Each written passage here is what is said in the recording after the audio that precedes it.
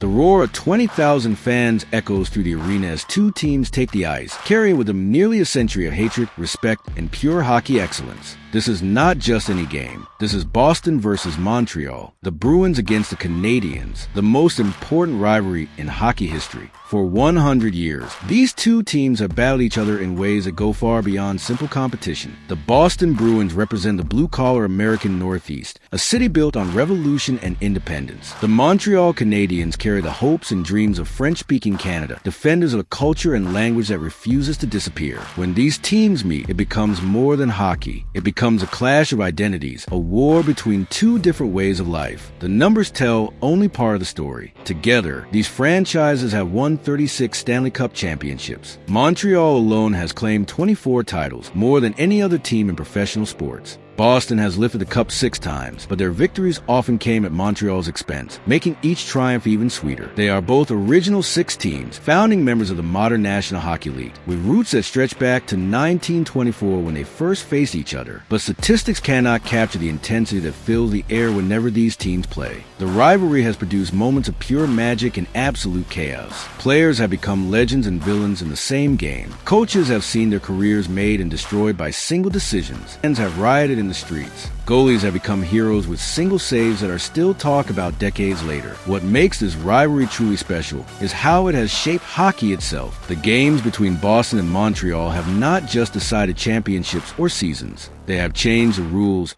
influenced how the sport is played, and created new ways of thinking about hockey strategy. When these teams face each other in crucial moments, the entire sport watches and learns. The 7 games we will examine represent turning points in hockey history. Each contest pushed the sport forward in different ways. Some change how coaches manage their players. Others influence how the league handles discipline and player safety. Several games opened new doors for international talent or revolutionized goaltending techniques. One game even helped spark social change that went far beyond the rink. These are not simply the 7 best games in the rivalry's history, though they were certainly memorable. Instead, these are the 7 games that left the deepest marks on hockey itself. They are the contests that made the sport what it is today, each one building upon the lessons of those that came before. From controversial coaching decisions that still influence how teams are managed today, to violent confrontations that force a league to completely rethink player safety, to goaltending duels that showcase new techniques now used throughout the sport.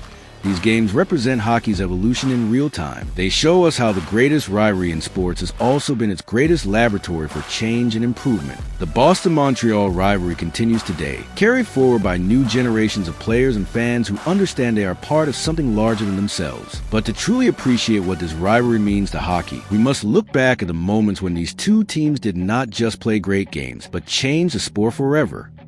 Game 7, May 10, 1979. Too many men. The spring of 1979 found the Boston Bruins facing the end of an era. For nearly a decade, they had been known as the Big Bad Bruins, a team that combined skill with intimidation to dominate the National Hockey League. They had won 2 Stanley Cups in the 1970s and seemed destined for more. But on this night in Montreal, everything would change because of one crucial mistake that would be remembered for generations. The semifinal series between Boston and Montreal had reached its dramatic conclusion. Game 7 was tied 4-4 late in the 3rd period, with both teams desperately fighting for the chance to advance to the Stanley Cup Finals. The Montreal Forum was electric with anticipation as two of hockey's greatest rivals battled for supremacy in the most important game either team would play all season. Boston's coach Don Cherry was known throughout hockey as a master motivator and strategist. His players respected him, fans loved his colorful personality, and other coaches studied his methods. Cherry had built the Bruins into a powerhouse by combining tough physical play with surprising skill and speed. His coaching philosophy was simple but effective. Work harder than the other team, hit everything that moves, and never give up until final buzzer sounds. But with less than 3 minutes remaining in regulation time, Cherry made a decision that would haunt him for the rest of his life. During a line change, confusion on the Boston bench led to too many players being on the ice at the same time. The penalty was automatic, giving Montreal a power play at the most critical moment of the season. Guy Lafleur, Montreal's superstar right-winger, had been relatively quiet for most of the game. The Bruins had done an excellent job of limiting his scoring chances and keeping him away from dangerous areas near their goal. But power plays create space and opportunity, and Lafleur was one of the most dangerous players in hockey history when given room to work with the puck. With just 1 minute and 14 seconds left in regulation, Lafleur received a pass and fired a shot that found its way past Boston goalie Gillis Gilbert. The Forum erupted in celebration as Montreal tied the game 4-4, forcing overtime and keeping their championship hopes alive. The goal would not have been possible without the power play opportunity created by Cherry's bench management error. Montreal eventually won the game in overtime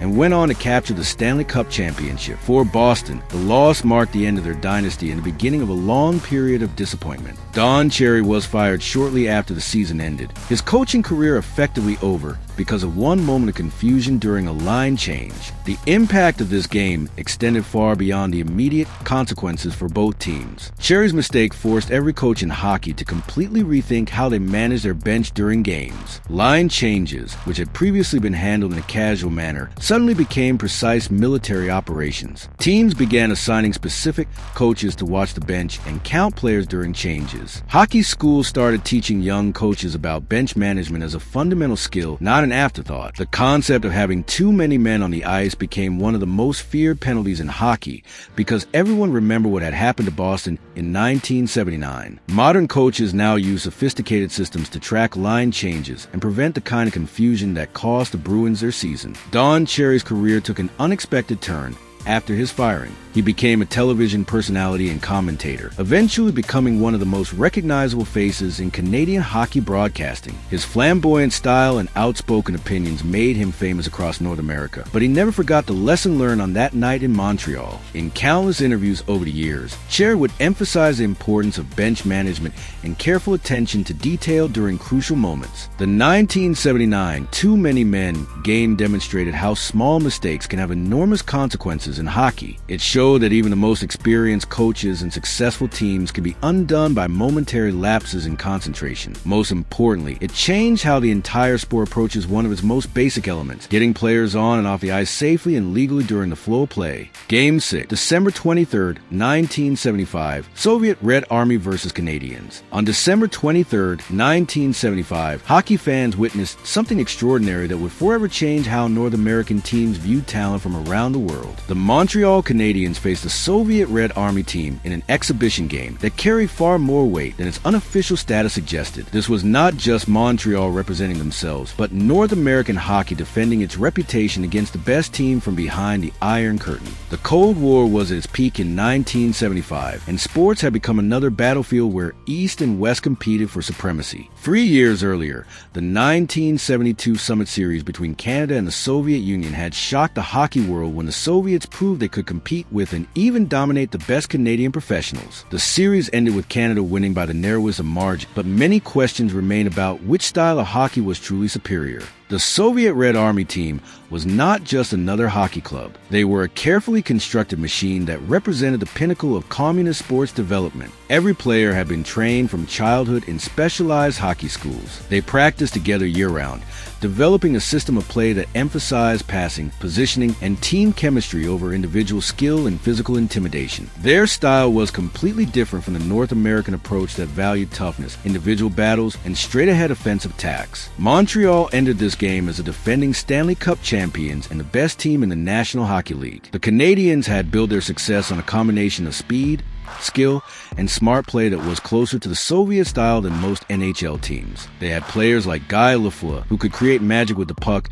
and a defensive system that emphasized quick transitions and intelligent positioning rather than just hitting everything that moved. The game itself was a masterpiece of hockey artistry. Both teams played at an incredibly high level, showcasing different philosophies of how the sport should be played. The Soviets demonstrated their precise passing and coordinated attack, while Montreal showed their blend of individual creativity and team structure. Neither team could gain a decisive advantage, and the game ended in a 3-3 tie that felt like a victory for the sport of hockey itself. What made this game particularly significant was how it influenced the Boston Bruins and other NHL teams in their approach to international talent. The Bruins had built their identity around physical, aggressive play that relied heavily on intimidation and individual battles along the boards. But watching Montreal match the Soviet skill level while maintaining their own identity showed that there might be other ways to build a successful hockey team. The performance of the Soviet players opened the eyes of NHL scouts and general managers who had previously dismissed European hockey as inferior. These players were not just skilled, they were incredibly well-conditioned athletes who understood the game at a level that impressed even the most experienced North American coaches. Their passing accuracy, positional awareness, and ability to think the game at high speeds challenged every assumption about what made a good hockey player. In the years following this exhibition, NHL teams began to seriously scout European talent for the first time. The Boston Bruins, despite their traditional approach to the game, started to consider how European-trained players might fit into their system. Other teams throughout the league began sending scouts to international tournaments in European professional leagues, looking for players who could bring new skills and perspectives to North American hockey. The impact of this single exhibition game rippled through hockey for decades. European players began entering the NHL in increasing numbers, bringing with them training methods, tactical approaches, and technical skills that had been developed in different hockey cultures. The style of play in the NHL gradually evolved to incorporate elements of the European game, including more emphasis on passing, better use of the entire ice surface, and more sophisticated defensive systems. Teams that had once relied purely on size and aggression began to value hockey intelligence and technical skill more highly. The Boston Bruins themselves would eventually draft and develop European players who became key contributors to their success, showing how even the most traditional organizations could adapt and benefit from international influences. The December 23, 1975 game between Montreal and the Soviet Red Army team proved that hockey excellence could come in many different forms. It demonstrated that the North American way was not the only way, and that the sport could be enriched by embracing different approaches and philosophies. Most importantly, it opened the door for international talent that would transform hockey into the truly global sport it is today. Game 5, April 20th, 1952, Maurice Richard suspension revenge. The spring of 1952 brought one of the most controversial moments in hockey history, a moment that would plant the seeds for an even more explosive confrontation 3 years later. Maurice "Rocket" Richard, the greatest goal scorer of his generation and the heart and soul of the Montreal Canadiens, had been suspended by NHL President Clarence Campbell for the final game of the regular season in the entire Stanley Cup playoffs. The suspension came after Richard struck a linesman during a heated argument, an action that crossed a line the league could not ignore. Richard was more than just a hockey player to the people of Montreal and French-speaking Canada. He was a symbol of pride, determination, and excellence in society that often felt overlooked and undervalued. When Richard scored goals, he did so with a passion and intensity that represented the dreams and aspirations of an entire culture. His nickname Rocket came not just from his speed, but from the explosive way he could change the momentum of a game with a single moment of brilliance. The suspension meant that Richard would miss the most important games of the season, leaving his teammates to carry on without their leader and inspiration. For Montreal fans, this felt like much more than a sports punishment. It seemed like another example of English-Canadian authority figures making decisions that hurt French-Canadian interests. The fact that Clarence Campbell was an English-speaking league president from the West made the situation even more sensitive from a cultural perspective. The Boston Bruins entered the Stanley Cup semifinals as underdogs against a Montreal team that was still dangerous despite missing their biggest star. Boston had finished the regular season with fewer points than Montreal, but playoff hockey was always different, and missing Richard gave the Bruins an opportunity they might not otherwise have had. The series would test whether Montreal's depth and system could overcome the loss of their most important player. Game after game, the Bruins and Canadiens battled in what became one of the most intense playoff series in their rivalry's history. Montreal played with desperation, trying to prove they could win without Richard and justify his importance to those who had suspended him. Boston played with confidence, knowing they were facing a wounded opponent and sensing their best chance to eliminate their greatest rivals. The series went the full 7 games, with each contest more dramatic than the last. Montreal's players fought with everything they had, but they could not quite match the firepower they usually possessed with Richard in the lineup. The Bruins took advantage of their opportunity, playing some of their best hockey of the season when it mattered most. Boston's victory in the series elimination game was devastating for Montreal and their fans. The Canadiens had come so close to advancing despite playing without their best player, but it was not quite enough. For Montreal supporters, the loss felt like a direct result of an unfair suspension that had been imposed by league officials who did not understand or respect what Richard meant to the team and the community. The aftermath of this series created a tension that would simmer for 3 years before exploding in 1955. Montreal fans began to view every decision by league officials with suspicion, wondering if there was bias against their team and their culture. The idea that Richard had been treated unfairly became a rallying cry that went far beyond hockey, touching on issues of language, culture, and political power in Canadian society. The 1952 suspension and playoff elimination established a pattern that would have serious consequences for how the NHL handled discipline involving star players, especially those who carried cultural significance beyond their athletic achievements. League officials learned that suspending popular players could create problems that extended far beyond the hockey rink, affecting entire communities and creating long-term resentment. The Boston victory also demonstrated how the absence of a single superstar could change the entire dynamic of a playoff series. Teams throughout the NHL began to understand the importance of building depth and not relying too heavily on individual players, no matter how talented they might be. The lesson was that even the greatest players could be taken away by injury or suspension, and successful organizations needed to be prepared for such situations. Most importantly, the events of 1952 showed how hockey decisions could become symbols of larger social and political tensions. When the league suspended Richard again in 1955, the reaction would be far more explosive, leading to riots in the streets of Montreal and forcing the NHL to completely reconsider how it handled discipline and public relations. The seeds of that confrontation were planted in the spring of 1952 when Boston eliminated Montreal and proved that sometimes the consequences of league decisions extended far beyond the game itself. Game 4, March 13, 1955, the Richard Riot Game. 3 years after Maurice Richard's controversial suspension cost Montreal a playoff series against Boston, history repeated itself with far more dramatic and dangerous consequences. On March 13, 1955, the tensions that had been building since 1952 exploded into violence that shocked the hockey world and changed the sport forever. What began as a hockey game between the Bruins and Canadiens at the Montreal Forum became one of the most significant social upheavals in Canadian history. The events leading to this night had been building for months. Maurice Richard was having another outstanding season, chasing the league scoring title while leading Montreal toward what seemed like another certain playoff appearance. But during a game against Boston a few days earlier, Richard had become involved in a fight with Bruins player Hal Lako. When linesman Cliff Thompson tried to break up the altercation, Richard struck the official, repeating the same type of incident that had gotten him suspended in 1952. NHL President Clarence Campbell faced the same decision he had made 3 years earlier,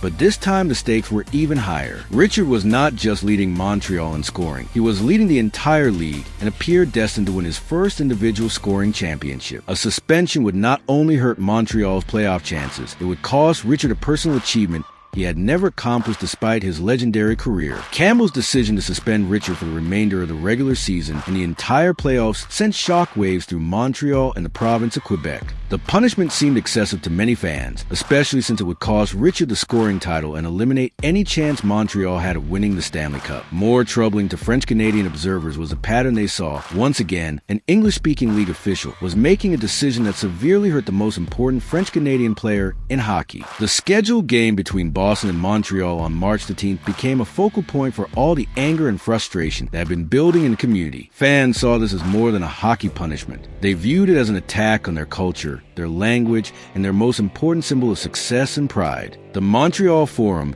usually a place of celebration and community gathering, became charged with tension and anger. Before the game even began, it was clear that this would not be an ordinary hockey contest. Fans arrived at the Forum carrying signs protesting Richard's suspension and expressing their anger toward Campbell in the league office. The atmosphere was electric with hostility, and many people in attendance seemed more interested in making a statement than watching hockey. When Clarence Campbell himself arrived at the Forum to watch the game, the situation became explosive. Fans began throwing objects at the league president, shouting insults and demands that he reverse Richard's suspension. The hockey game became secondary to the confrontation between the crowd and the men they held responsible for what they saw as an injustice against their hero. The violence escalated throughout the first period as Boston took controlled the game on the ice while chaos erupted in the stands. Fans threw eggs, tomatoes, and other objects at Campbell, who remained in his seat despite the obvious danger. The situation reached a breaking point when someone threw a tear gas canister, forcing the evacuation of the building and the cancellation of the game. But the violence did not end when the floor was cleared. Angry fans poured into the streets of Montreal, where the hockey riot became something much larger and more significant. For hours, crowds moved through the city, breaking windows, overturning cars, and clashing with police. The riot caused hundreds of thousands of dollars in damage and required massive police response to restore order. The Richard riot, as it became known, forced the NHL to completely rethink how it handled player discipline and public relations. League officials realized that their decisions could have consequences far beyond the hockey rink, affecting entire communities and potentially causing serious social unrest. The incident led to new procedures for announcing suspensions, better communication with local communities, and more careful consideration of the cultural and social impact of disciplinary decisions. The riot also changed how hockey arenas handled security and crowd control. The Forum and other NHL buildings implemented new safety procedures, better trained security personnel, and emergency evacuation plans. The league developed protocols for dealing with dangerous crowd situations and established better coordination with local police departments. Most significantly, the Richard riot demonstrated how sports figures could become symbols of larger social and political movements. Richard's suspension and the community's reaction showed that hockey was not just entertainment, but a crucial part of cultural identity for many people. The incident helped establish sports as an important area for civil rights discussions and showed how athletic achievements could carry meaning far beyond games and statistics. The events of March 13, 1955 proved that hockey decisions could have consequences that extended into society, politics, and community relations. The Richard riot changed how the NHL operated, how arenas managed crowds, and how sports leagues considered the broader impact of their disciplinary decisions. It remains one of the most important moments in hockey history, showing how the sport could reflect and influence the larger world around it. Game 3, May 12, 1988, the save. The late 1980s marked the golden era for the Boston-Montreal rivalry, with both teams featuring explosive offenses and fierce competition that produced some of the most memorable playoff battles in hockey history. On May 12, 1988, during Game 4 of the Adams Division Final, a single moment of goaltending brilliance would not only decide a crucial playoff game, but also accelerate a revolution in how goalies approach their craft throughout the entire sport. The series between Boston and Montreal was tied at 2 games each, with both teams desperately fighting for the advantage that would carry them toward the Stanley Cup Finals. The Bruins had built their team around offensive firepower, featuring players who could score goals in bunches and create scoring chances through pure skill and determination. Montreal had responded with their own high-powered attack, setting up a series that promised to be decided by which team could make the most of their scoring opportunities. Boston's goaltender Andy Moog had established himself as one of the premier netminders in the NHL through a combination of athletic ability,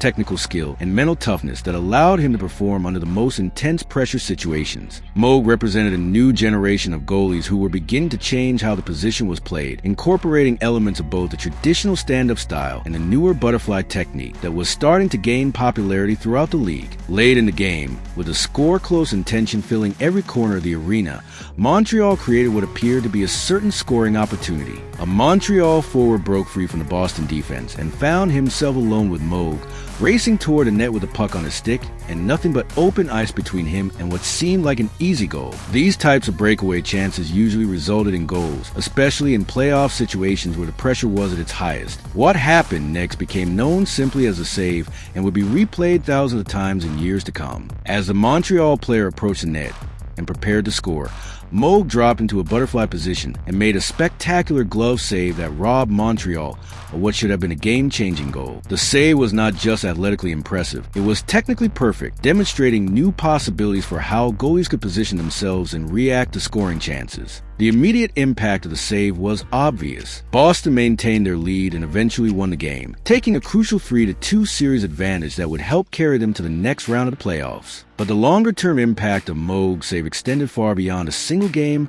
or even a single series. The save became a teaching moment for goaltending coaches throughout hockey, demonstrating the effectiveness of the butterfly style in crucial situations. The butterfly goaltending technique, where goalies drop to their knees and spread their leg pads to cover the bottom portion of the net, had been slowly gaining acceptance throughout the 1980s. But many coaches and players still prefer the traditional stand-up style that had dominated hockey for decades. Moog's spectacular save in such a high-pressure situation provided dramatic evidence that the butterfly technique could be not just effective, but superior in certain situations. In the months and years following the save, goaltending coaches throughout the NHL began incorporating more butterfly elements into their teaching. Young goalies started learning the technique as a fundamental part of their development, rather than as an alternative style to be used occasionally. The change was gradual but steady, as teams realized that goalies who could master the butterfly technique had advantages in stopping low shots and covering more of the net. The evolution accelerated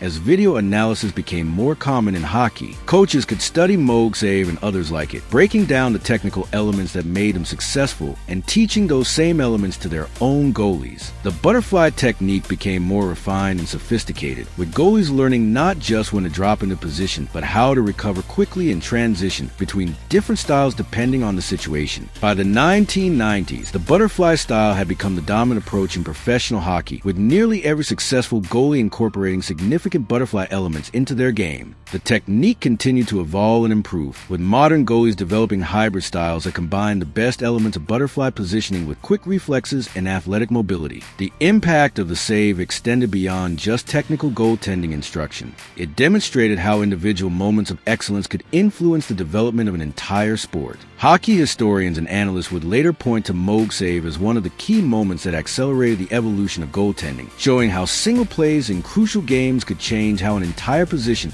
was played throughout the professional level. The 1988 save also illustrated the importance of goaltending in the Boston-Montreal rivalry specifically. Both teams had always understood that great goaltending could decide playoff series, but this particular save showed how technical innovation and athletic excellence could combine to create moments that would be remembered and studied for decades to come. Game 2, April 8, 2004, Joe Thornton vs. Sheldon Souray fight. The spring of 2004 represented the end of an era in professional hockey, though few people realized at the time. The NHL was about to undergo massive changes that would transform how the game was played, officiated, and marketed to fans around the world. On April 8, 2004, during a playoff game between Boston and Montreal, the old style of hockey made its final dramatic statement in a contest that featured everything the sport had been known for during its most physical and aggressive period. The 2003 to 2004 NHL season had been played under rules that allowed extensive physical contact, frequent fighting,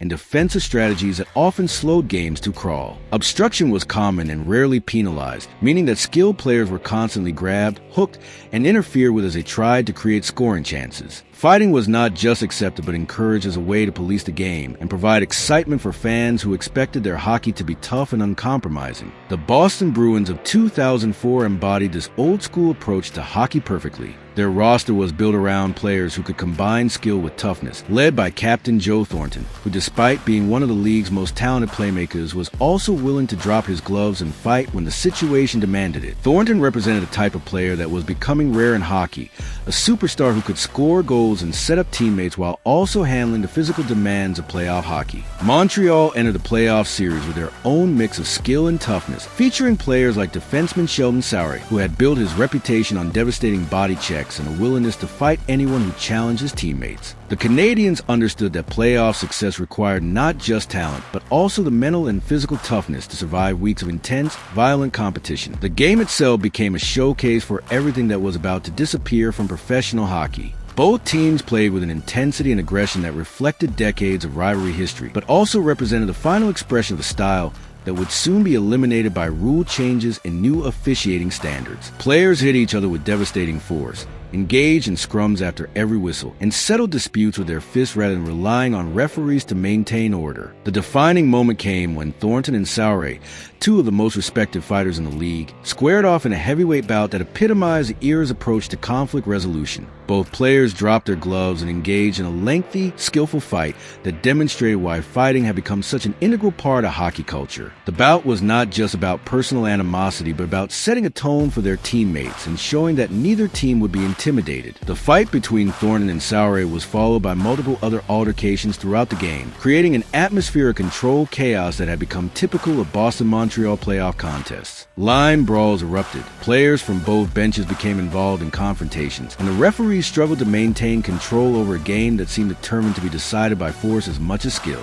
What made this game historically significant was its timing. The NHL was already planning major rule changes that would take effect after the upcoming lockout. Changes specifically designed to eliminate the type of game that was being played between Boston and Montreal. League officials had decided that hockey needed to become faster, more skilled, and less violent to attract new fans and compete with other professional sports for television audiences and corporate sponsorship. The 2004 to 2005 lockout that followed this season gave the NHL time to implement sweeping changes to how the game was officiated and played.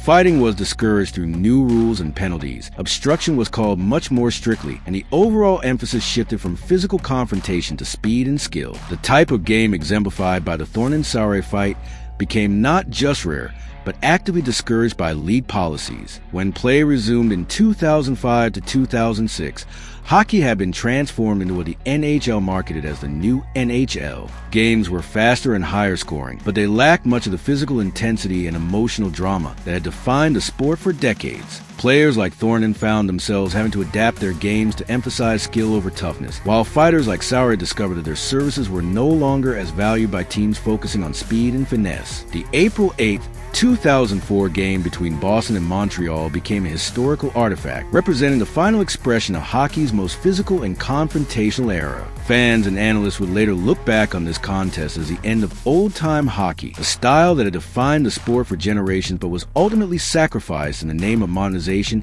and broader appeal. The changes that followed this game affected every aspect of professional hockey, from how players were trained and developed to how teams were constructed and how games were marketed to fans. The Boston-Montreal rivalry continued, but it would never again feature the type of sustained physical confrontation that had characterized their meetings for decades. The sport had evolved, leaving behind an era that was both celebrated and mourned by those who understood what had been lost in the transformation. Game 1, May 14, 2014, Price vs. Rask duel. A decade after the old-style hockey had given way to the modern NHL, the Boston-Montreal rivalry entered a new chapter that would demonstrate how the sport had evolved while maintaining a capacity to create unforgettable moments. On May 14, 2014, during Game 7 of the Eastern Conference semifinals, two of the world's best goalies engaged in performance that showcased everything the new NHL had become: faster, more skilled, and more accessible to fans around the globe through modern technology and social media. The 2014 playoffs represented hockey in its most refined modern form. The game had become a showcase for athletic excellence, technical precision, and strategic sophistication that far exceeded what previous generations of players and coaches had been able to achieve. Speed and skill dominated every aspect of play, with teams built around players who could think and react at incredible speeds while maintaining pinpoint accuracy in their passing and shooting. Montreal's Carey Price had established himself as one of the premier goalies in the world through a combination of size, athleticism, and technical mastery that represented the evolution of the position over the previous 2 decades. Price embodied everything that modern goaltending had become. He was tall enough to cover large portions of the net, flexible enough to make spectacular saves, and mentally tough enough to perform under the most intense pressure situations that playoff hockey could provide. Boston's Tuukka Rask represented a parallel evolution in goaltending excellence. Like Price, Rask combined traditional fundamentals with modern innovations, using advanced positioning techniques and superior conditioning to consistently make saves that would have been impossible for goalies from earlier eras. Both goalies had benefited from sophisticated training methods, video analysis, and coaching techniques that had been developed through decades of studying the position. Game 7 between these two teams created the perfect stage for a goaltending duel that would capture the attention of hockey fans worldwide. The winner would advance to the Eastern Conference Finals and move within 2 series of winning the Stanley Cup. The loser would go home, ending months of preparation and dreams of championship glory. The pressure was enormous, and both Price and Rask understood that their individual performances would likely determine their team's fates. What followed was one of the greatest displays of goaltending excellence in playoff history. Both goalies made save after save, turning away scoring chances that seemed certain to result in goals. The game extended into double overtime, with each additional minute increasing the tension and showcasing the incredible skill level of both netminders. Neither team could solve the opposing goalie, creating a deadlock that seemed like it might continue indefinitely. The combined save total between Price and Rask reached 53, a number that reflected not just their individual excellence but also the high-speed, high-skill nature of modern hockey. Both teams created numerous high-quality scoring chances, demonstrating the offensive capabilities that the new NHL had been designed to promote. But the goaltending was so outstanding that neither team could break through until very late in contests. The impact of this game extended far beyond the hockey rink through the power of modern technology and social media. Fans around the world were able to watch and comment on the action in real time, sharing highlights, analysis, and emotional reactions through platforms that had not existed during previous generations of great hockey games. The goaltending duel became a trending topic on social media, introducing the sport to new audiences who might never have discovered hockey through traditional means. The game demonstrated how modern hockey had become a global sport, with fans from different countries and continents following the action and contributing to online discussions about strategy, performance,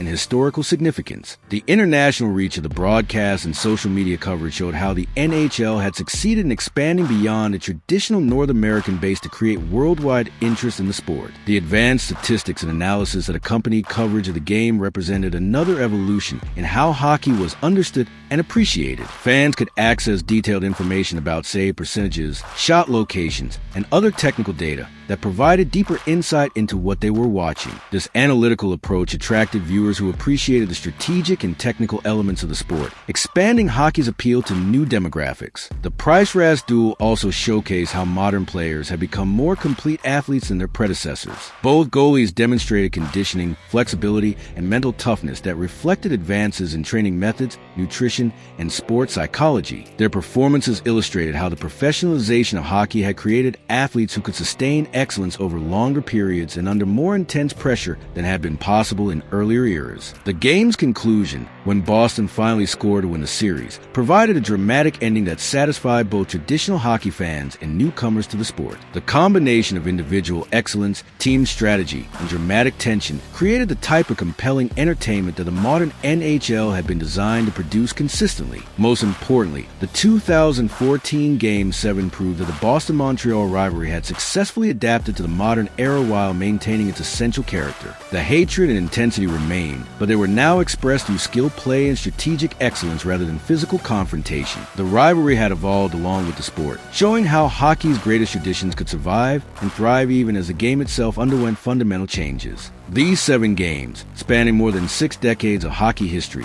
tell the story of how sport evolved while maintaining its essential character. Each contest built upon the lessons and changes created by those that came before, creating a continuous thread of development that connects the hockey of the 1950s to the game played today. The Boston-Montreal rivalry served as the perfect laboratory for this evolution, providing the intensity and passion necessary to push the sport forward during its most crucial moments. The progression from Maurice Richard's cultural significance in the 1950s to the global social media phenomenon of the Price-Rask duel shows how hockey has expanded from a regional Canadian sport to an international entertainment product. Yet the core elements that made the rivalry special in 1952 remain present today. The clash of identities, the pursuit of excellence, and the understanding that some games carry meaning far beyond their immediate results. The changes in coaching strategy, from Don Cherry's bench management mistake to the sophisticated systems employed by modern teams, demonstrate how hockey has become more scientific and precise while maintaining its emotional appeal. The evolution of goaltending, accelerated by Andy Moog's spectacular save and perfected by modern stars like Price and Rask, shows how individual moments of excellence can influence the development of entire positions and playing styles. The transformation of the sport's relationship with violence, from the Richard riot to the post-lockout emphasis on skill over fighting, illustrates how hockey has adapted to changing social expectations while preserving its competitive intensity. The integration of international talent, sparked by games like the 1975 Soviet exhibition, has enriched the sport immeasurably and created the global game that exists today. Perhaps most importantly, these 7 games demonstrate how the greatest rivalries in sports serve as catalysts for progress and innovation. The Boston-Montreal rivalry has never been content to simply repeat past successes or rely on tradition alone. alone. Instead, it has consistently pushed both teams and the entire sport to reach new levels of excellence, creating moments that resonate far beyond the hockey community. The rivalry continues today with new generations of players who understand they are part of something larger than themselves. Young Bruins and Canadiens learn the history of their organizations and carry forward the responsibility of maintaining standards set by legends like Richard, Carey, Lafleur, and countless others who contributed to this remarkable story. Modern fans, whether they discover hockey through social media or inherited their passion from previous generations, continue to find meaning and excitement in games between these two teams. The methods of following and discussing the rivalry have changed dramatically, but the emotional investment and cultural significance remain as strong as ever.